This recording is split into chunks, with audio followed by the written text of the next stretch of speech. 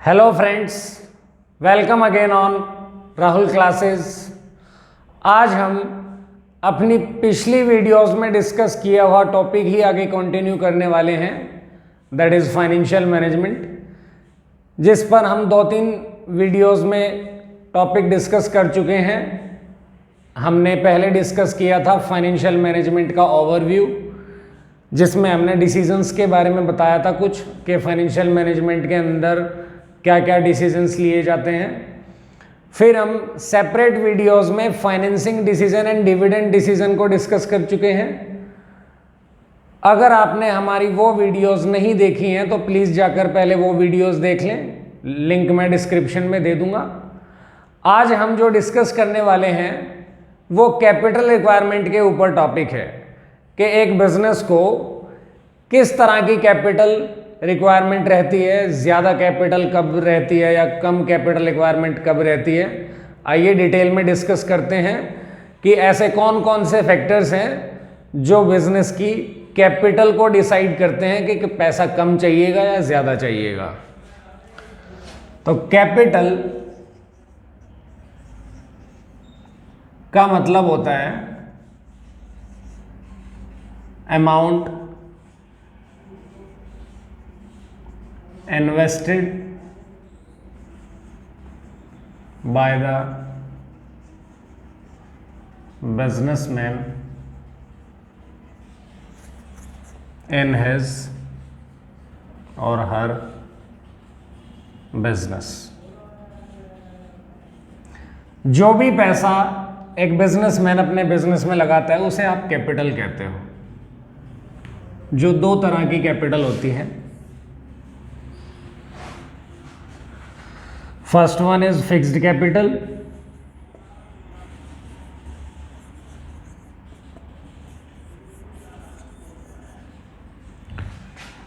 And the second one is working capital.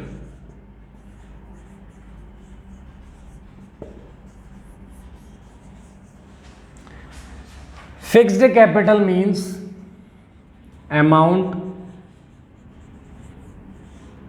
invested in the fixed assets।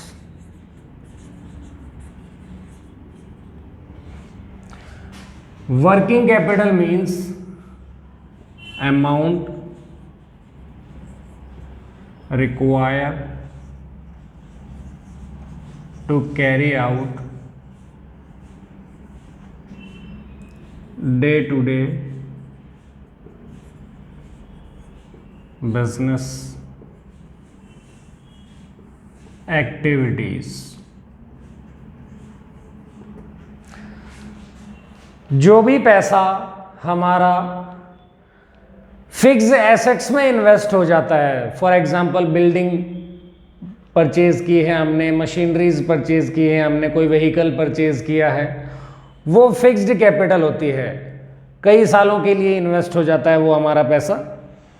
Working capital means जो day to day operations perform करने के लिए हमें जो पैसा चाहिए वो वर्किंग कैपिटल होता है। फॉर एग्जाम्पल आप स्कूल कॉलेज जो भी जाते हैं तो आपको पिक एंड ड्रॉप करने के लिए स्कूल ने एक बस परचेज की हुई है। वो बस परचेज करना एक फिक्स्ड कैपिटल है। बस हम डेली बेचेंगे नहीं, बट उस बस के अंदर जो डेली बेसिस पे डीजल डलता है, जो फ्यूल कंजम्पशन होती है, वो एक वर्किंग कैपिटल का एग्जाम्पल है जो डेली बेसिस पे होता है। आई होप आपको फिक्स्ड कैपिटल का मीनिंग क्या होता है या वर्किंग कैपिटल का मीनिंग क्या होता है वो क्लियर हो गया होगा। वर्किंग कैपिटल का टॉपिक हम सेपरेट वीडियोस में डिस्कस करेंगे। आज का हमारा टॉपिक हम ले रहे हैं डिटेल में फिक्स्ड कैपिटल के ऊपर। तो किसी बिजनेस के अंदर फिक्स्ड कैपिटल कम रहेगी या ज्यादा रहेगी, ऐसे कौन कौन से फैक्टर्स हैं, आइए देखते हैं एक एक करके। Factors affecting fixed capital requirement.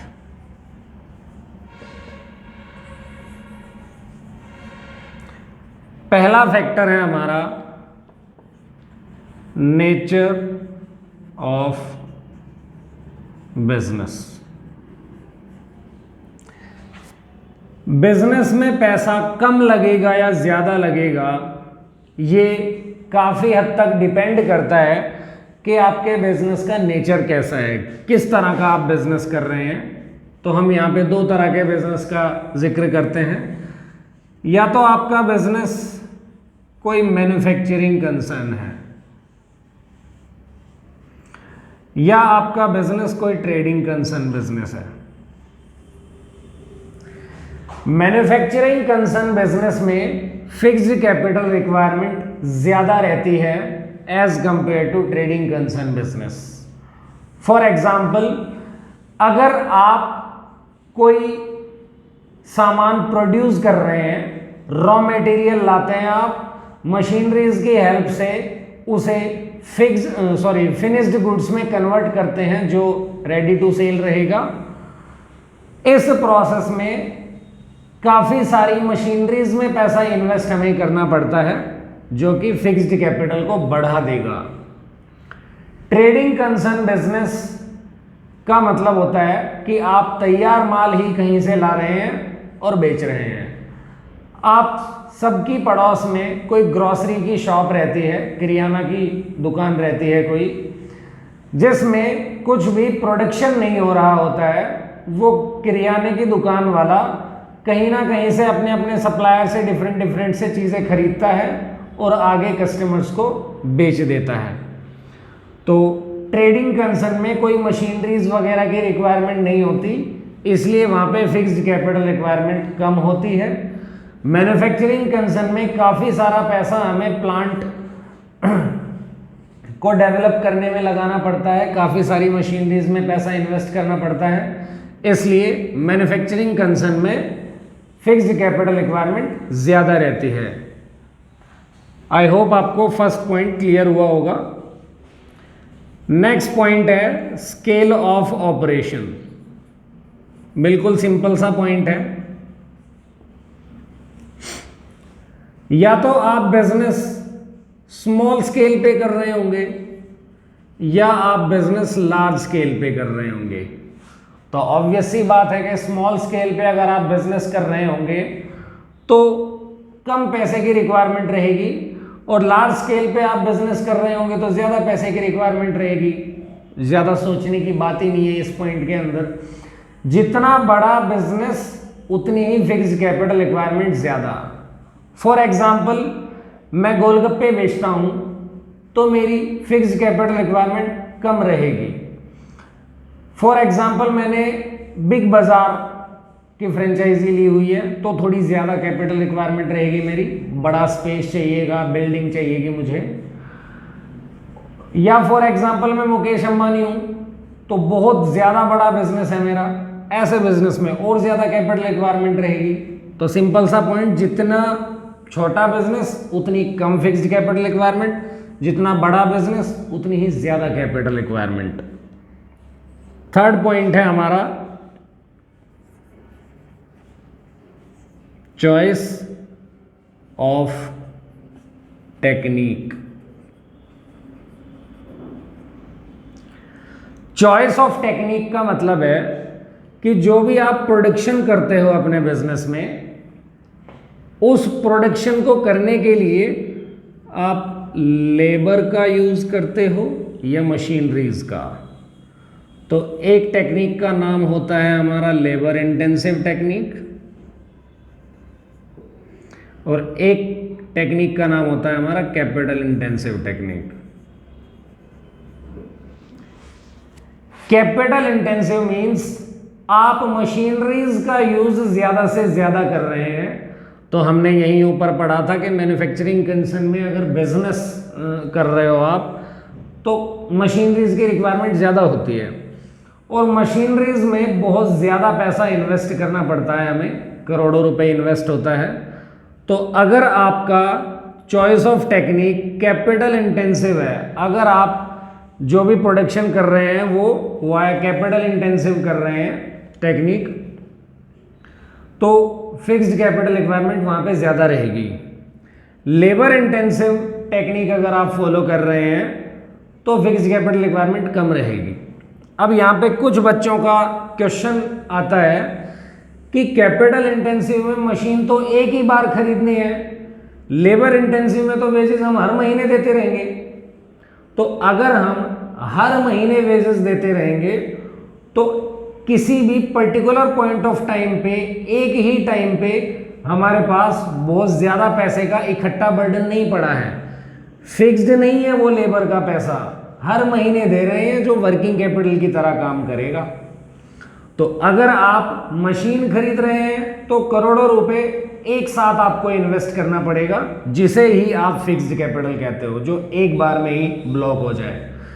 Labour intensive में ब्लॉक हो ही नहीं रहा है पैसा, थोड़ा थोड़ा पैसा आप हर महीने हर दिन दे रहे हैं वेजेस या सैलरीज के रूप में। आई होप आपको चॉइस ऑफ टेक्निक भी क्लियर हुआ होगा। नेक्स्ट पॉइंट है हमारा टेक्नोलॉजी अपग्रेडेशन।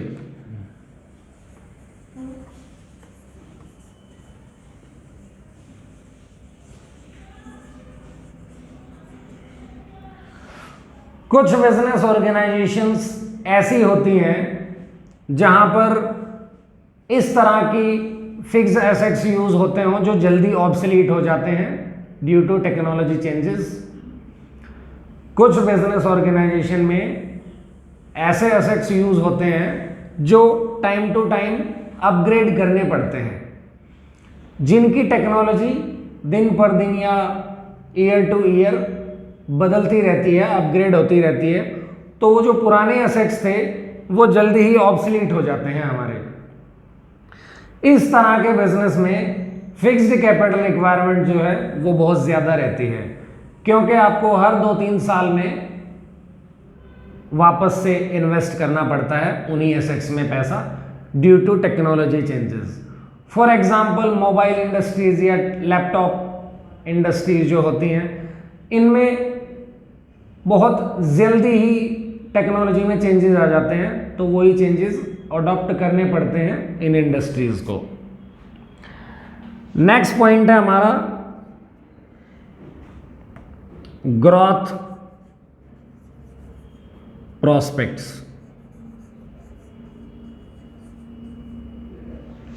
बिल्कुल सिंपल सा पॉइंट, अगर किसी बिजनेस को फ्यूचर में ग्रोथ के आसार दिखाई दे रहे हैं, कोई इन्वेस्टमेंट अपॉर्चुनिटीज दिखाई दे रही हैं, तो investment opportunities fixed capital requirement को ही तो न्योता दे रही है। कोई भी इन्वेस्टमेंट अपॉर्चुनिटी आप अवेल करेंगे तो पहले आपका पैसा ही तो खर्च होगा उस बिजनेस में, उस प्रोजेक्ट में आप पैसा इन्वेस्ट करेंगे जो आपको दिखाई दे रहा है प्रॉफिटेबल, तो पहले वो पैसा इन्वेस्ट करवाएगा। तो ऐसे केसेस में फिक्स्ड कैपिटल रिक्वायरमेंट जो है वो आपकी ज़्यादा रहेगी एंड वाइस वर्सा। अगर आपको ग्रोथ प्रोस्पेक्ट्स दिखाई नहीं दे रहे हैं तो नहीं रहेगी। नेक्स्ट है डाइवर्सिफिकेशन।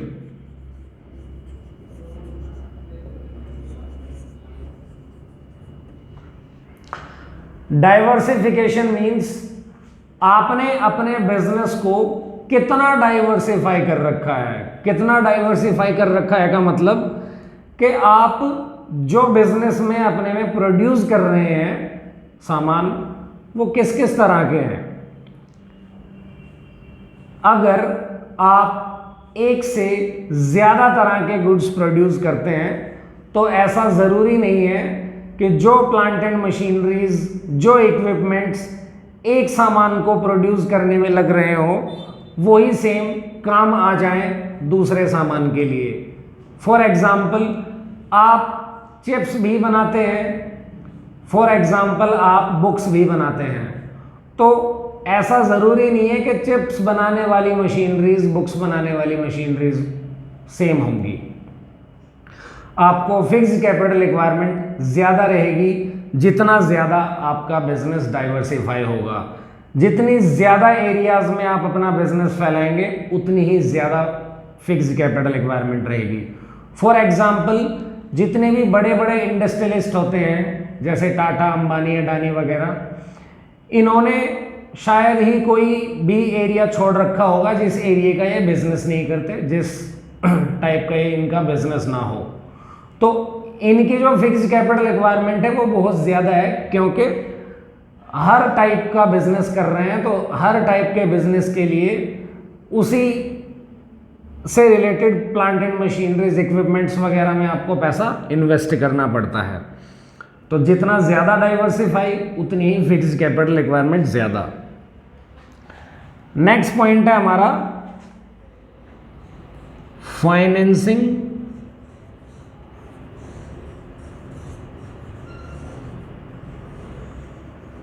ऑल्टरनेटिव्स। फॉर एग्जाम्पल, आपको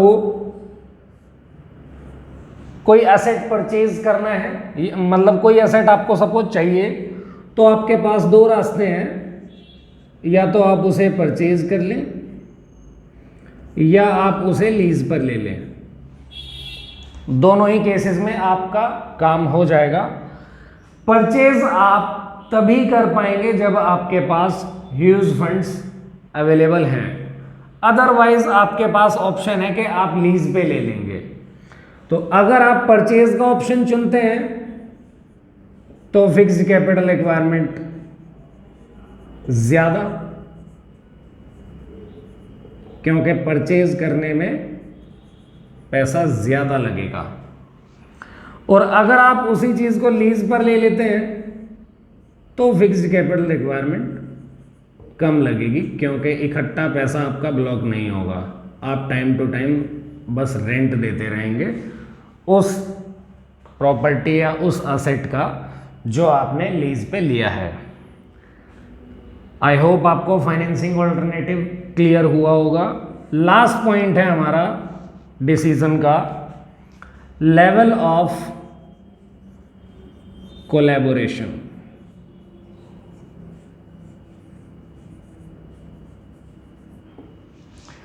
लेवल ऑफ कोलैबोरेशन का मतलब है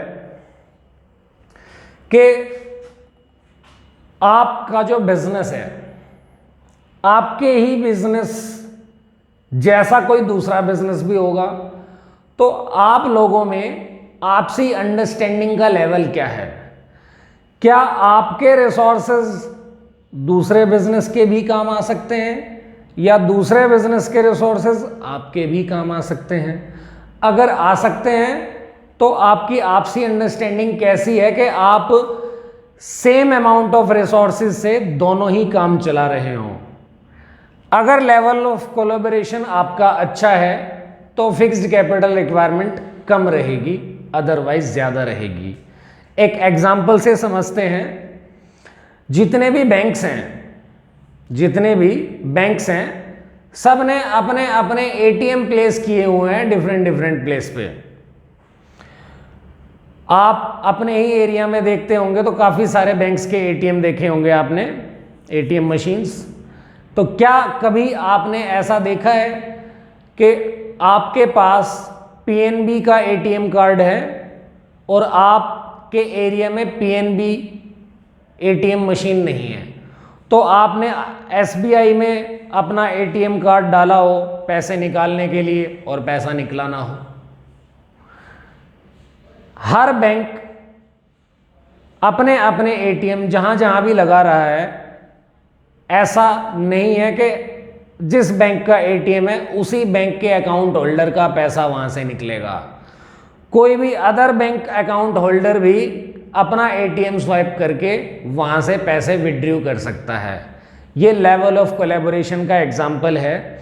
सपोज अगर ये ना हो तो हर बैंक को अपना अपना एटीएम हर लोकेशन पे ही लगाना पड़ेगा, जिससे फिक्स्ड कैपिटल रिक्वायरमेंट उनकी बढ़ जाएगी।